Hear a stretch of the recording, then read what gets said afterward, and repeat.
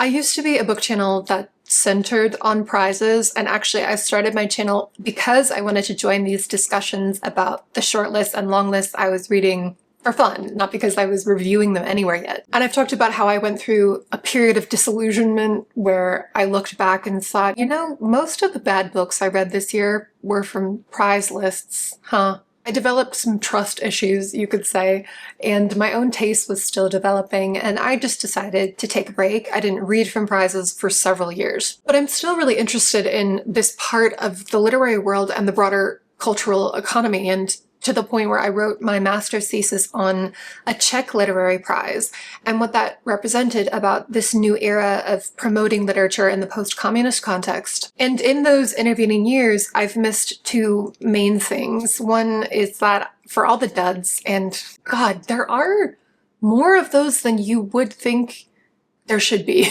like ideally. I have missed the feeling of reading and loving a book that wouldn't have been at the top of my TBR otherwise.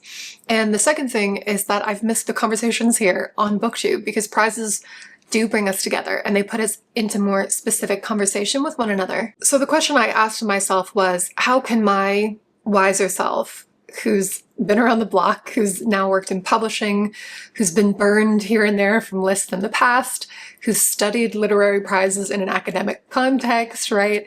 And who's just a more perceptive reader than I was 10 years ago.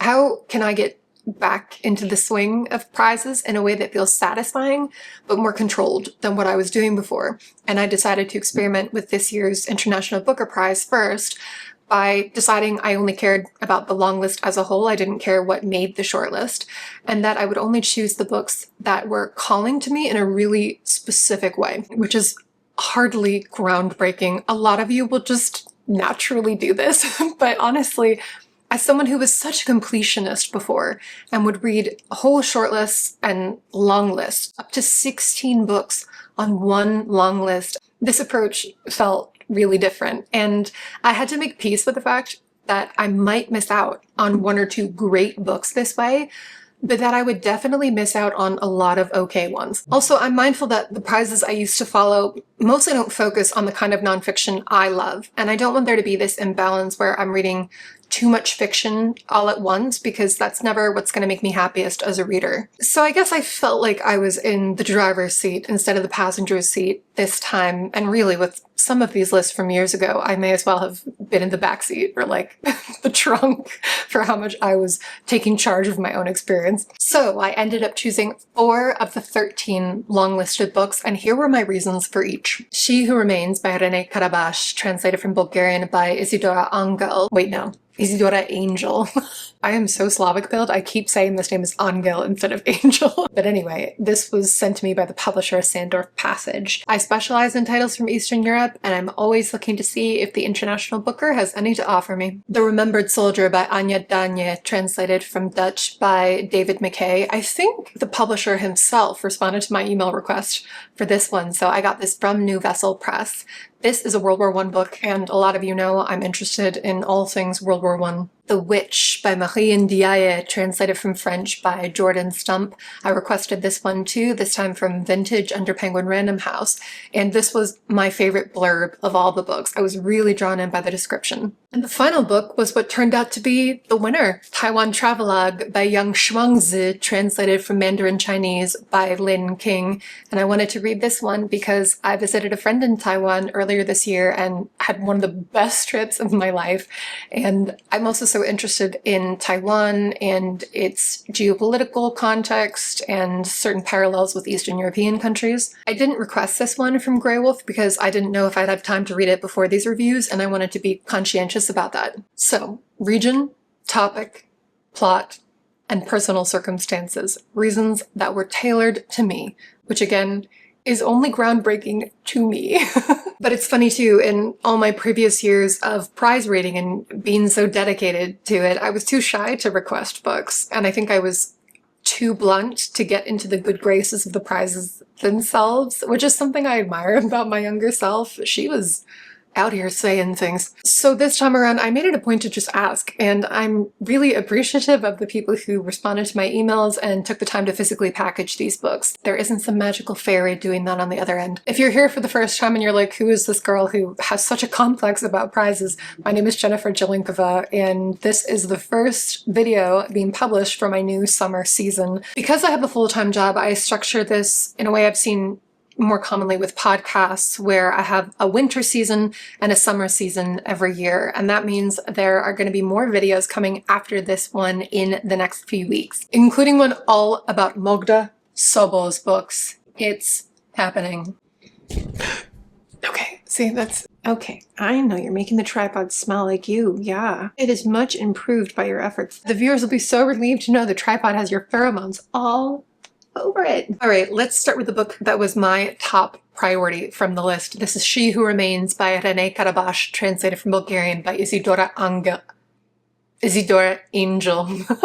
God, I have a real mental block about that. I think she does anglicize her name, even though the translator is also Bulgarian. At the end, I'll speculate a little on why this didn't win, potentially, even though it's so strong and it was shortlisted for the prize, but I'm excited to talk about this one, and I hope a lot of you have already given it a chance, or that you will give it a chance and see what you think for yourselves. So our narrator is a man named Matija who lives alone in a remote Albanian village that follows the laws of something called the Kanun, which is a set of ancient tribal laws that dictate everything. They dictate how to work the land, whom and how to marry, how to welcome a guest, and especially how men and women are both supposed to function in this society. Matija is talking to an outsider, for the first time a journalist, and he reveals that he was born a woman named Bekia, and that to avoid marriage, she decided to become something called a sworn virgin, officially becoming a man in the eyes of the villagers, and this brought a blood feud down upon her family. At the beginning, there's a quote from Ismail Kadare's novel Broken April, which is also set in a northern Albanian village that follows the laws of the Kanun. Kadare, if you're not familiar, is the most famous Albanian writer at home and abroad, and he only died in the last few years.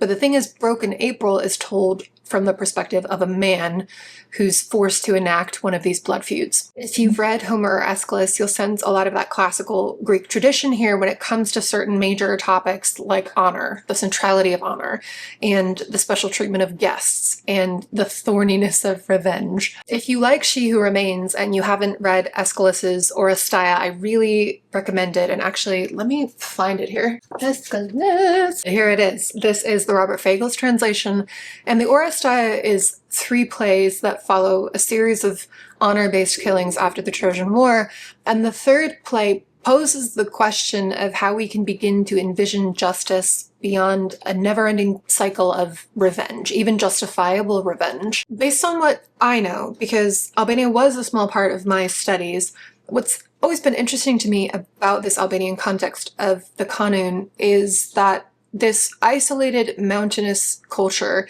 has maintained its laws through many a regime change. So it's retained a lot of its oldest influences while still evolving and absorbing newer influences over time. Albanian tribal law has both integrated and outlived exterior rule, basically. It also made me think of this novel by Kateřina Tučková called The Last Goddess, which was translated from Czech by Andrew Oakland, and which I talked about in my video on where to start with Czech literature, because it's about a group of women in the White Carpathian Mountains who have followed an ancient tradition of ritualistic folk healing, and they've been able to maintain their traditions in part because of how inhospitable these mountains are. So it's another case of these pockets of culture being preserved by geography. Tučková's book is more a combination of commercial and literary fiction, but it has a lot of these same qualities of pairing the archaic with the modern, and of these characters feeling like they're at the end of the line, like they're anachronisms in their own time. Really what's interesting to me about Karabash's portrayal of this microculture is the way it takes certain principles and follows them to their logical extremes, and that's especially true for certain principles of gender. In this book, you can't separate the concepts of gender fluidity and gender rigidity. Both lived experiences feed off each other. Because you have this fundamental paradox of the Kanun, where by both law and nature, supposedly, men and women are entirely separate beings with distinct rules and expectations. But there's a loophole where a woman can choose to become a sworn virgin, turning her into a man overnight, and that new truth is accepted by the village. Bekiya becomes Matiya, an uncrossable line is crossed. And I made some notes here because the language the main character uses to describe this is fascinating and so variable. He says, he renounced for all times the woman in me, that my female self and I got separated. He calls the virginal ceremony Bekiya's murder and an advent of transition. And you might be noticing that this language isn't a full rejection of the female self. There's still an acknowledgement of her existence. It's more a case of two selves that can't be integrated. The key to this split self appears early on when Matiya tells the journalist that people need rules and boundaries and that freedom is a dangerous thing. Matiya accepts this culture's boundary that you can't be both at the same time. You have to be one or the other. So killing Bekiya is a kind of liberation that's both forced and chosen. Again, there's that fluidity and rigidity entwined. I do feel like I'm kind of burying the lead here though, because what's most special about this book is the language. I'm not surprised that Karabash is a poet. And I was also thinking when I was writing my notes for this review that there's a certain murkiness to the way we describe poetic prose, and it's a murkiness I've definitely contributed to in my time on BookTube. So I want to try to be a little more precise here. When we're talking about a novel in an everyday non-academic way, and we say prose is poetic, what we typically mean is that it's some combination of lyrical, flowery, and abstract. And I was asking myself, what do I mean when I use each of these terms? Lyrical can mean the writing is free-flowing, expressive, song-like, rhythmic. Flowery or florid can be a way of saying prose is ornate, lofty, maybe extravagant, extra. Purple prose, right? A phrase I've never liked. And abstract writing is metaphorical, symbolic. It involves complex associations. It represents reality in surprising ways because it can stray from lived experience into theoretical experience. So breaking down those three, when I say that Karabash uses poetic prose here, what I mean is that this book is heavy on the lyricism. It's not flowery at all. And it's sparing in how abstract it is. And that level of control really makes the abstract moments pop. Here's a quick taste of what I mean. And the context here is that Matiya is illiterate and has been holding onto these letters for a few years. And the journalist finally reads him those letters. After these 2 letters, there'll be no one left in this house anymore. This house does not deserve its inhabitants. This entire time, all these years, the house has stood silent, holding its severed tongues locked inside the letterbox, all while I lived here, holding them unbeknownst to me. I knew nothing for so many years, nothing. This is what happens when you think your life is worth more than the lives of others. There's this rhythm to it that's both staccato and flowing. The words pulse for the reader, the way Matiya's blood is pulsing within him in this moment when he's freaking out. What I like about this book is there's this extreme compression that doesn't sacrifice clarity. I didn't like the end section, I will say that, and I felt that way ultimately because certain character developments felt less emotionally honest than the rest of the book. And at heart, this is a realist novel. People have portrayed it often as some folkloric dream, and it does have biblical elements and elements of folklore with the illusions and the stripped back cast of characters and the mythic undertones. But the violence and the longing and the regret are very grounded in this one person's life, from their birth to all their small deaths and their rebirths. What I'll say to wrap things up is this is a book that's not complicated to read, but it has such a richness to it. And I was thinking again just about the name Bakia and all the meanings were given for it, the meanings embedded in she who survives, she who remains alive. And then the line from Genesis in the epigraph, am I my brother's keeper? And all the resonance that comes to have as the book progresses.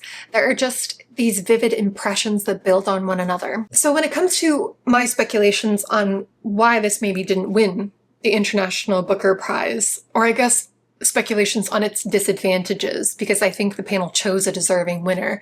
But there are three thoughts that came to mind around this book. One is, it is very bleak, and like I said, I had some prior knowledge of the Kanun, and I read a lot of extremely depressing books, so I didn't feel the force of that bleakness personally, but I know it was a more dominant part of a lot of other readers' experiences of this, that it is a downer. There are like crucified birds in here, okay? Secondly, because it's both bleak and offbeat, I could see it being one or two judges' absolute favorite, but then not necessarily the second or third choice for a lot of the other judges.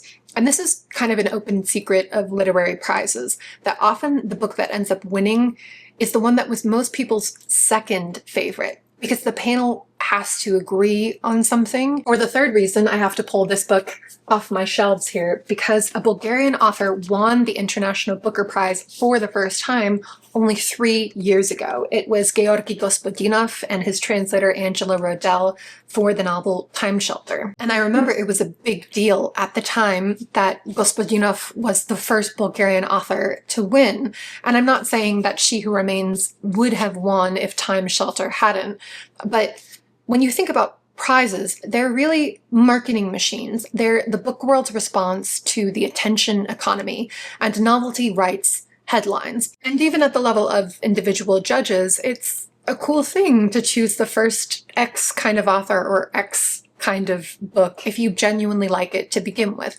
You have the opportunity to choose something you like and that breaks new ground, which happened this year, and we'll get to it. But because I have some added knowledge now about publishing and about how prizes work, I wanted to respectfully speculate on some of these things. Oh, this is a very full shelf. This is not easy. Let me pause for a second to say, if you're just discovering me and don't know what my deal is, I would say I'm truly cursed and blessed with a passion for book reviewing. And as a reviewer, it's a top priority of mine to avoid mid-roll ads, and Patreon is honestly how I'm continuing to justify that to myself. I only joined Patreon earlier this year, and I'm over there making videos that are more about my personal reading life, and I'm going to be making more behind-the-scenes type videos on things like translation drama and academia and language learning. A bookshelf tour will also be coming, that kind of thing. So the link is below if you're interested. Let's fight the mid-roll ads and let's get back to the good stuff. The next priority book was our World War I title, and it hasn't been an easy one to review. It's been difficult for me to pin my thoughts down, and I think after making all the notes for this review, I now know why. So this is The Remembered Soldier by Anjet Daanje, translated from Dutch by David McKay. And I will say up front that I really liked this book. It's 560 pages, and I was happy to be in its company for what turned out to be a pretty substantial amount of time. This starts in Flanders in 1922 with a man who fought in the Great War, but was found wandering near the front in December of 1917 with no memory of who he was or anything that had come before in his life. So ever since then, for the past 5 years, he's been living in an asylum. And since the doctors there have publicized his situation, he's been regularly visited by women who have the wild hope that he could be their missing husband. And a few pages into the book, we meet a woman named Juliana who's dumbfounded to learn that of all those presumed widows, she's the lucky one. Here is her husband, she's found him, and she takes him home and starts to tell him about who he is and about their life together. I think it's pronounced Juliana, but it could be Julien. There are multiple languages going on in this book, and also I don't speak any of those languages. It turns out his name is Amand. They have 2 children. They run a photography studio together. So he goes to move into their small quarters in this small Belgian city. And it's an unremarkable life for the time, one that's on the edge of poverty, like a lot of people's lives were then.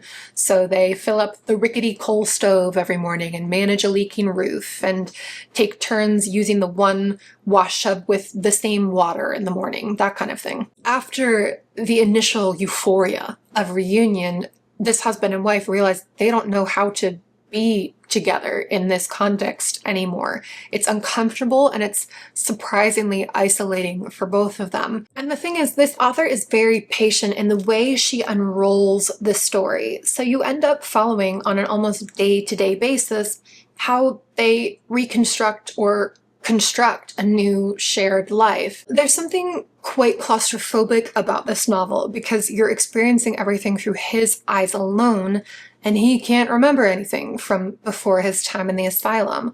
So he's floating in the present, and he's only tethered to that present in that place by Juliana. He's dependent on her for this existence.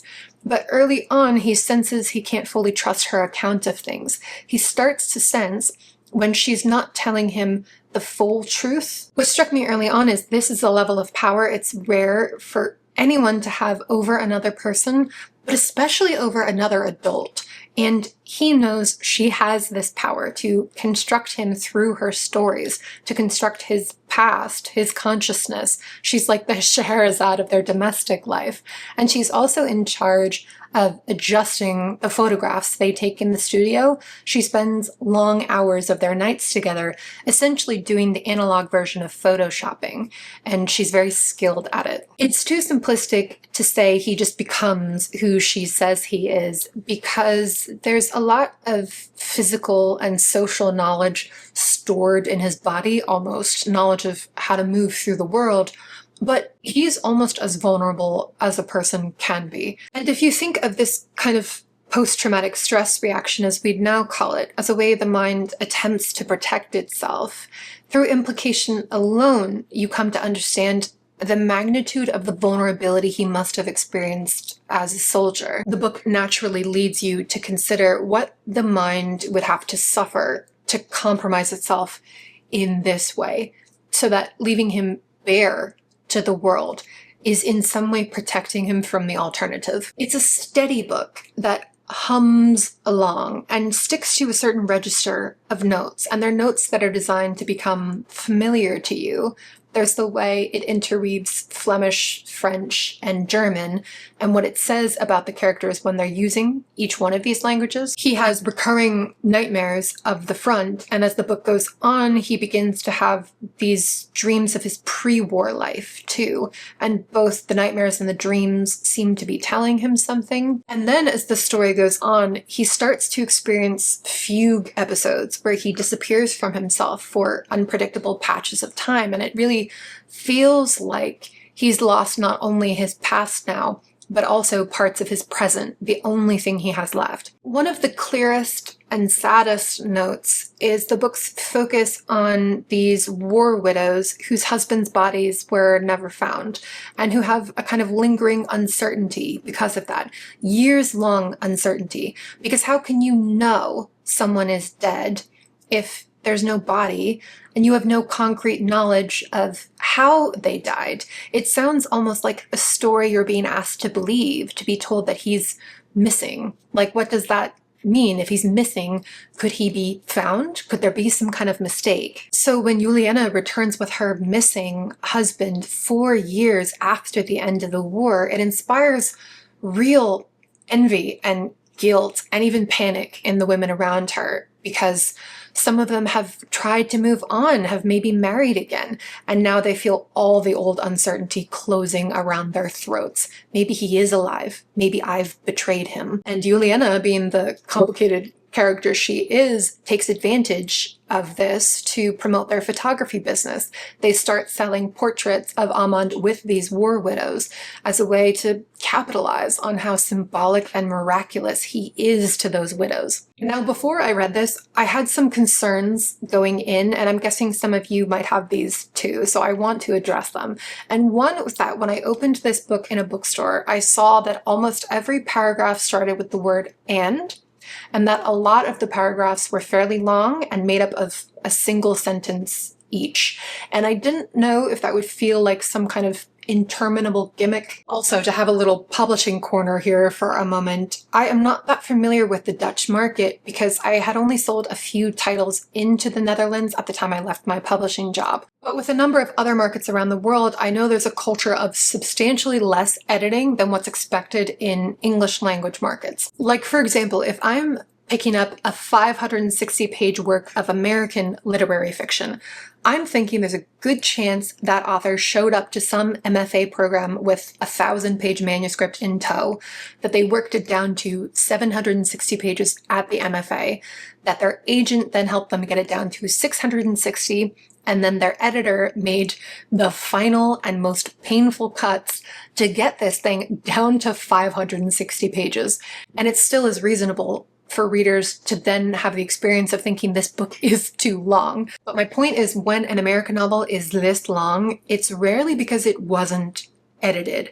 If anything, a lot of other authors around the world would be affronted to have their work treated this way, to have their agent or editor have so much power over the final result and over their art, you know? And I'm biased here because I came up in the American system. What I'm saying is, I don't know what the editing culture is like in the Netherlands. It could be the same. It could be very different. And because of that ignorance on my part, when I was initially holding this chunky book, I did feel I was risking an experience where I could finish and think, well, that could have been 300 pages. Someone could have protected me from the unfiltered artistry of this artist. And then the third and final worry, when I actually started reading and got a few scenes in, I thought, okay, I love a slow book, but are we actually going to go through every moment of every day with these people? My 3-year-old niece has recently started saying, wait a minute. So I'm hearing that now in her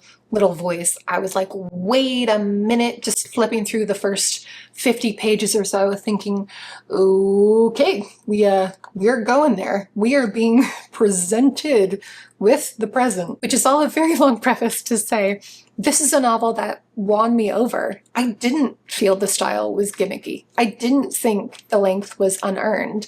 And really, I would say in the span of 70 pages or so, I'd settled into the rhythm it was setting. And that rhythm is key to the book. It's essential to this project that you, the reader, also be suspended in the long, murky present. Because in a lot of ways, it's a simple novel. You get a pretty humble, straightforward narrative. There's nothing flashy, but the almost single-minded way the book approaches storytelling, its commitment to its own distinct goals, means that this traditional reading experience ends up feeling vaguely untraditional somehow. It's completely committed to the rhythms of daily life and the subtlety of daily choices, which makes it strangely challenging to reflect back on when you're not in it anymore, because so much of the book is made up of gradual changes across very similar scenes. It's hard to hear the humming of the book and to feel the more delicate undulations of the story in retrospect. That's what I'm trying to say here. I think I'm grabbing onto it, that the memory of reading a book is never going to feel like the reading of it did, but there's a much bigger gap than usual here in the reader's present as it's felt and the memories of how that present felt, which in itself is interesting, that sort of metafictional, experiential aspect of the novel. When it comes to the World War I of it all, this is hitting a lot of familiar notes very effectively, I think. Although, like I've said in previous videos, once you've read one post-traumatic trench dream, you've kind of read them all. But as I've highlighted, the handling of war widows is a major strength, and it's impressive to think it's not even from their perspectives. You get all the things I mentioned being filtered through this one soldier's perspective you have. For people who don't have any special interest in the Great War, I think this could be equally marketed as an unsentimental love story. And that element does become more and more dramatic as the book goes on, surprisingly so, maybe because of, again, how unhurriedly the drama is unspooled. The thing is, when I pick this up now, I don't have that immediate reaction of, wow, instant recommendation. There's just not that rush of feeling I'm getting toward some of the other books.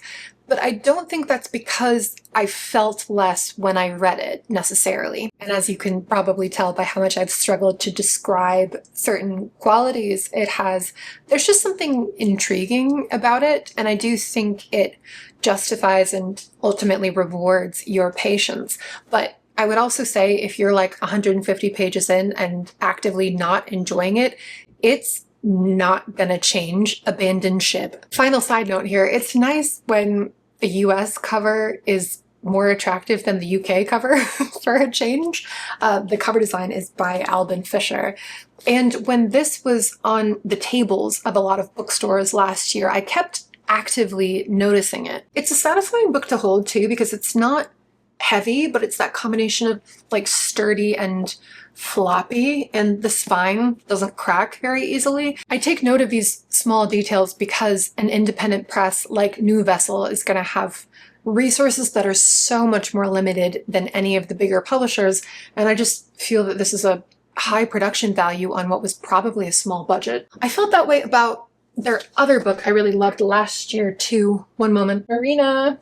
Girl, oh, I found you. This was one of my favorite books of last year, Return to Latvia by Marie NDiaye, translated from Italian by Anne Goldstein, and I think they did such a nice job with this one too, so have to keep an eye on them. Next, we have the book where the description is what got me. This is The Witch by Marie NDiaye, translated from French by Jordan Stump, and I'm drawn to mother-daughter stories, which is a big reason I'm often drawn to witchy stories too. Sometimes I'm just in the mood for a story about a witch who's in denial of her destiny. You know, I read, what was it called?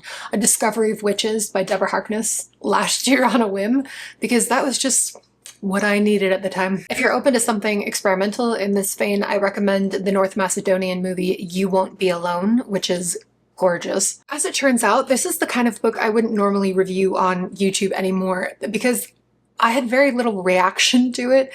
And these days, whether I like a book or not, I like to have a certain synergy with it to review it on the channel.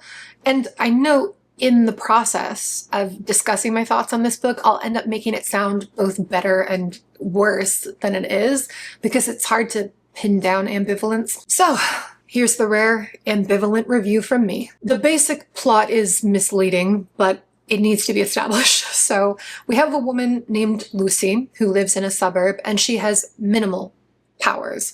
She can perform only a light kind of divination, and even just conjuring up these fragmented images takes a lot out of her. But when her twin girls turn 12, she decides to train them in their own gifts the way all the women in her line have been trained. And it turns out they are very gifted witches and can do a lot more than basic divination. Meanwhile, Lucy's husband is becoming more and more remote. He's never liked her powers, even mild as they are, and he's showing his increasing aversion to their life together.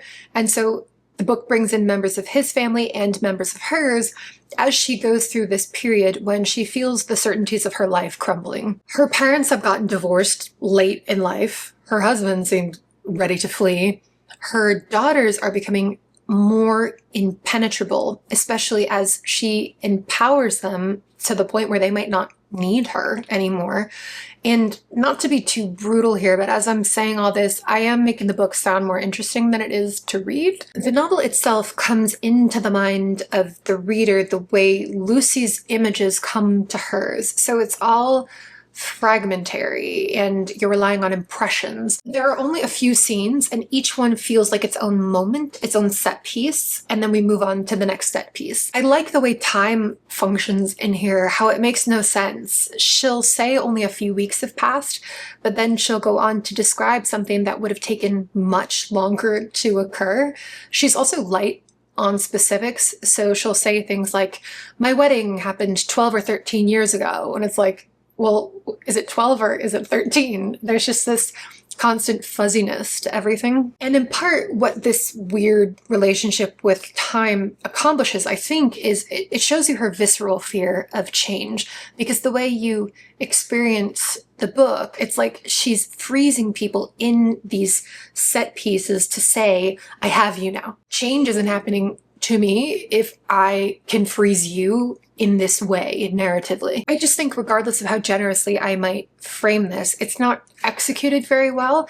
And I don't think I'm saying that because it's experimental. I look at this project as a whole and I think I love the fact that this is a novel and this is a novel. I like that the novel can be overwhelmingly generous with language, or it can be terse. It can be rolling and expansive or contracted. The malleability of the form is kind of its whole deal, and the way it's been constantly renewed. So although misinterpretation and maybe underestimation are more likely with a less traditional novel, I'm open to different literary architectures, and with this one it was like, where are the beams? Where are the baseboards? Where's the roof? Like, is this anything? The writing is overworked. NDiaye has this tick of using 2 or 3 adjective clusters, so let me find a moment of that. Oh yeah, okay, I marked this one. He seemed determined to stay silent, and his suddenly squared shoulders and clenched jaw, along with a glimmer of cold, professional politeness that gave his gaze a detached, supercilious air, told me without question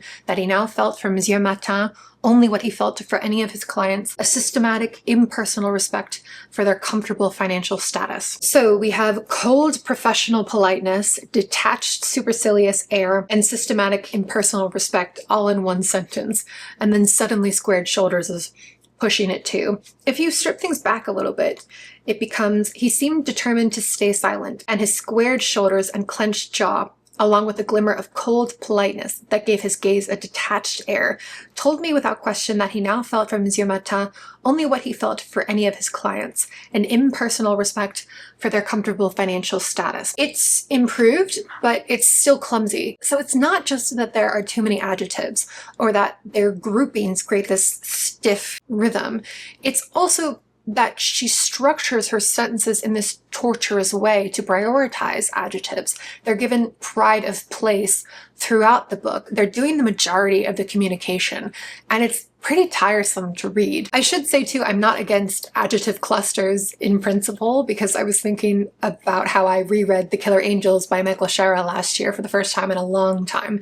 It's his novel on the Battle of Gettysburg, and he relies a lot on 3 adjective clusters, and I think it's to great effect there. Whereas here, it feels like it's not too much effect at all, other than like to be grating. One of the things I would highlight as a strength is her portrayal of a kind of general dreariness and dullness. And it's in suburbia, definitely. There's a classic awful neighbor here. I love that even the supernatural among us have to deal with their awful neighbors. But it's not just reserved for suburbia. It creeps into every kind of location in the book. It's what a lot of the classic French writers would have called vulgarity. Writers like Zola and Flaubert, who were fixated on this quality of the human experience. And NDiaye writes about the stale muck of the air itself, and how even respectable people who are just trying to go about their lives with some dignity have this air cling to them. Really though, this is the kind of novel someone would hold up in an Instagram reel or TikTok and say, this explores the precarity of motherhood, the way women muffle their power, and how men fear that power. And I just, like, respectfully, it doesn't explore much of anything. It's not about much of anything. It gestures to broad ideas, and I would say it's a bare book, but not an especially subtle one either. There's this major thread that she can't accept her parents aren't who they once were, and that's shown and then stated and stated again. There's the idea that her husband is pulling away from her, and that's shown, stated, and stated again. I was saying to myself, okay, this could be a psychological technique where we're meant to feel how hyperfixated she is on things, and that's why they recur, because she can't escape them. But what I started to realize was happening was that I was taking a book that was pretty flat on the page and trying to bring it alive for myself. And the thing is, a book doesn't have to be anything special typically for me to feel that underlying life force and for interpretations to start flowing, instead of me using interpretation as a way to put the paddles to a text. I wasn't surprised to hear that this had actually been an early novel of this author's, and that there'd been a delay in publication both in French and in English, if I'm not mistaken. So I wouldn't take this as a commentary on her later work personally. It just felt like there was something here that could have been shaped into a really good short story instead of a novel where I finished it and thought, I didn't dislike that, but I couldn't tell you why I read it. This felt like a curveball on the shortlist, and most shortlists have them. There's typically one book where you're like, really, bruh, regardless of how much any one judge may have vibed with this, there wasn't anything stronger. Like, be so serious with me. But I also think my opinion is the prevailing opinion on this novel, so I won't harp on it any more than I already have. The rare case where the book jacket copy is better than the book. Okay, we're ending on a higher note though with the winner, Yáng Shuāng-zǐ's Taiwan Travelogue, translated from Mandarin Chinese by Lin King. And at the end, I'll do the flip side of what I did for She Who Remains, where I'll talk about a few theories I have as to why this won. And after reading it, I'm very pleased to have seen it win. Also, I got a voice note from my friend in Taiwan with the pronunciation of this author's name, so let me play that for you so you don't just have my approximation of it. Yáng Shuāng-zǐ. Yáng Shuāng-zǐ. There you go. We met in our master's program for Eastern European Studies because he was doing comparative studies of China and Taiwan and Russia and Ukraine. And yes, he's infinitely more employable, and he's also younger and fresher, but he's read less Czech literature, so who's really coming out ahead? The conceit of this book is that it was originally a manuscript from a Japanese writer who did a year-long tour of Taiwan in 1939, and she both recorded and fictionalized her trip in this travelogue, which was published in Japanese and translated into Mandarin then in the 1970s, went out of print in both Japanese and Chinese, and that this is now a retranslation into Chinese. In reality, this is an original Mandarin Chinese novel by Yáng from 2020. But the fact that she uses this falsified framing device allows her to do a few things at once. One thing is it allows her to wrap up the life story of this writer in a way that feels organic. And another and even bigger thing is it allows her to play with the history of translation, where this very thing does happen all the time, where a book that had a certain significance in its day goes in and out of print, is translated and retranslated, and every instance of renewal tells you something about that moment in time. And so without writing an explicitly geopolitical novel, Yáng is commenting on the development of Japanese and Chinese colonialism in Taiwan over time, and how that has affected the narratives from and about the island. But if you think about a framed novel like Frankenstein, this is similar, where we're not constantly going back and forth between the past and the future. We mostly stay in the travelogue with this young Japanese writer, Aoyama Chizuko, whose trip is being sponsored by the Japanese government. And as soon as she arrives in Taiwan, right away, she's frustrated by how contained and controlled her official appearances are supposed to be, and how curated her whole experience in Taiwan is. She really wants to live there for that year. She wants to have less touristy experiences, especially with food. She's desperate to try all the local cuisine, not the sort of fake Japanese cuisine that is being pushed on her. The person who makes her dreams possible is the local interpreter she's assigned, a young woman whose Japanese name is Chizuru, and Chizuko thinks of her as Chi-chan, which is a sign of familiarity and really low formality to use chan instead of san. That much I do know. So Chi-chan takes her all over the island and gives her tours of the local cuisine, and she also cooks for her and explains the recipes and the history of them in depth as she goes. And as so often happens when someone regularly cooks for you, Chizuko begins to fall in love with Chizuru. For those of you who are new to this history, I'll tell you what I know, so depending on your situation, it could be the blind leading the blind over here, but basically, my friend and I have talked about the fact that Taiwan was Japan's first colony. And so in many ways it became the test case for later expansion. And it really was the classic colonial playbook of, look, we built all these roads and railroads and schools for you. You should be so grateful to us. Also, your language and culture shouldn't exist anymore and really should be wiped off the face of the earth. But it would be churlish of you to care about that when we've given you so much. Again, you're welcome. It's always complicated to talk about imperial infrastructure projects because there are plenty of cases throughout history where there have been obvious benefits, like may I introduce you to aqueducts, but it's not like they're done out of benevolence. Japan built high-functioning railroads all throughout Taiwan so that it could more easily extract resources from the island to the mainland, right? It wasn't so that Taiwanese people could take Japanese writers on day trips. But anyway, what's especially interesting about all this is that when China took over Taiwan following Japan's defeat in World War II, it suppressed both Taiwanese and Japanese culture and policed both languages.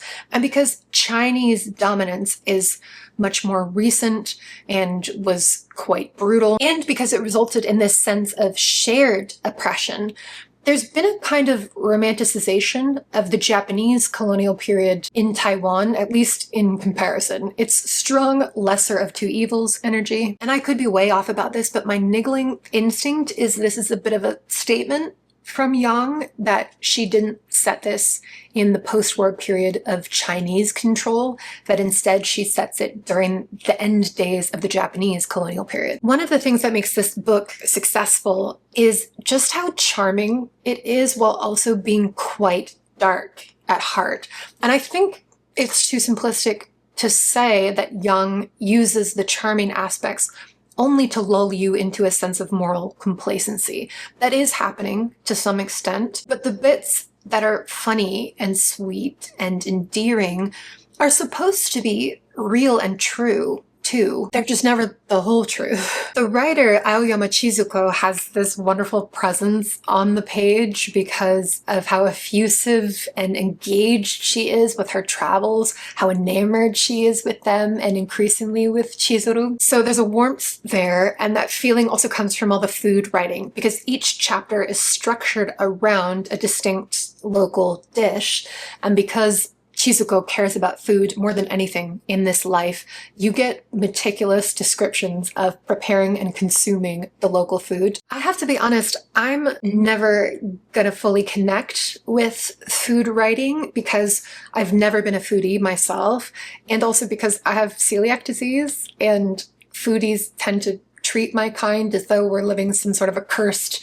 half-life, which, you know, isn't how I feel about my life. But project onto me what you will. But yeah, there's this slight edge to food, and more so the way other people discuss it when you have such an extreme dietary disability. Side note, but if you have celiac disease and are planning to travel to Taiwan or are curious about it, we can discuss that in the comments. I do have that cliched disability attitude about it where I'm like, this isn't gonna keep me from traveling the world, but just logistically speaking, it was fairly hellacious to keep myself safely fed there, and I want to help a buddy out. If you have some kind of gluten intolerance or discomfort, though, and you don't have to stringently avoid cross-contamination, you should be all set. There are so many gluten-free options.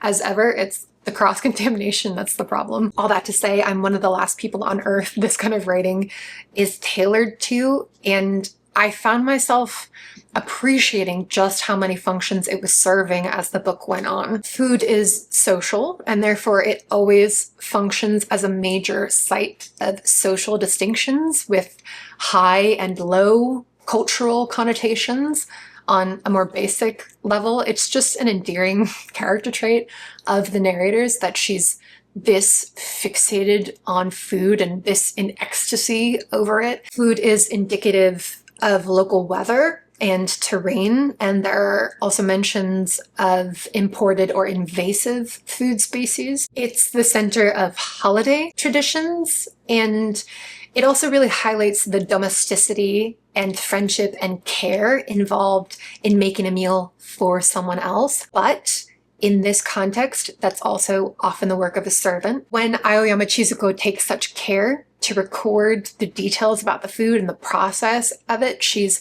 preserving the knowledge of the time, and that adds to the sense of the book's historical and archival components. And you also meet a famous master chef in here who's female, and those scenes emphasize the typical disparity between who's considered a cook and who's considered a chef. The book opens with a note from the translator of this supposed new Mandarin translation of the Japanese original, which is fictional, of course, but this fictional translator tells you at the end of that introduction to be wary of Chizuko and to notice the fact that she has a colonizer's perspective.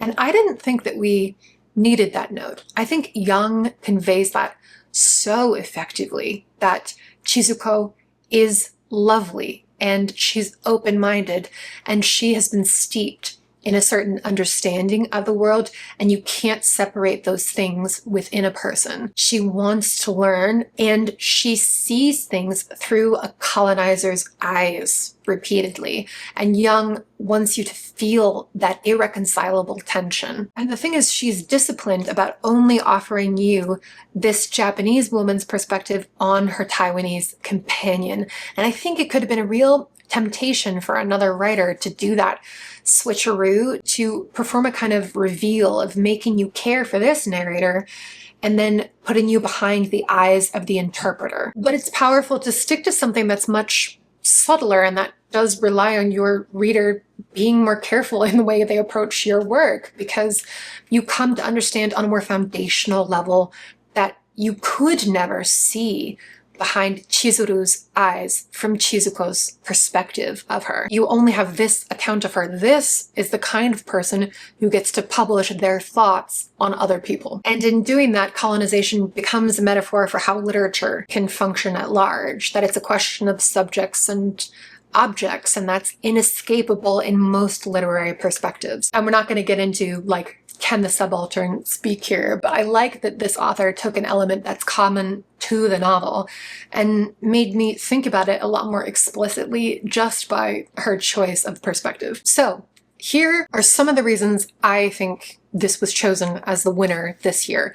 One is, like I said, it's committed to both the lighthearted and the serious, and it succeeds at marrying the two. Another is that compared to a book like She Who Remains, there's more meat on the bone here in terms of plot and characters, and that means that it's an offbeat book, but it still feels a little closer to what readers expect when they open a novel. Another thing, and this is an element that often helps with prize winners, it's a novel that's both historical and timely, and it's sincerely and successfully both. And as I alluded to way back, this was the very first Mandarin Chinese winner of the International Booker, and it's so satisfying that it was a Taiwanese novel. Like, what a satisfying first. But the final reason that occurred to me is maybe the one that set Taiwan Travelogue apart from the other books, and it's the achievement of the translator, because my sense is that Lin King did something special here, and the International Booker doesn't just go to the author, it also goes to the translator. For one thing, there was a historical component, so no one is speaking quite like a contemporary person would. And for another, more significantly, she was juggling conventions among three languages, among Taiwanese, Japanese, and Mandarin. All these languages have different systems of honorifics and complex levels of formality that are even more difficult to convey in English than in most other Indo-European languages. Then the distinctions in even just naming conventions, like for example, when the guide is referred to by her Japanese name versus her Taiwanese name, are telling you a lot about what the narrator does and doesn't understand in any given moment, and what she can't see about the power dynamics involved. And as I went along, I was actually floored by how many subtleties King was managing to convey to me, I thought, as a speaker of English who's not aware of these three languages at play. I thought there were a lot of immediate interpersonal dynamics and a lot of cultural knowledge embedded in the linguistics here that she found a way to express. And she did that without making it feel like, oh, here's the translator telling me things. All the other translators have done that too, and I hope I've made it clear that I'm not just highlighting this because there's a bigger gap between Mandarin and English than there is between Dutch and English.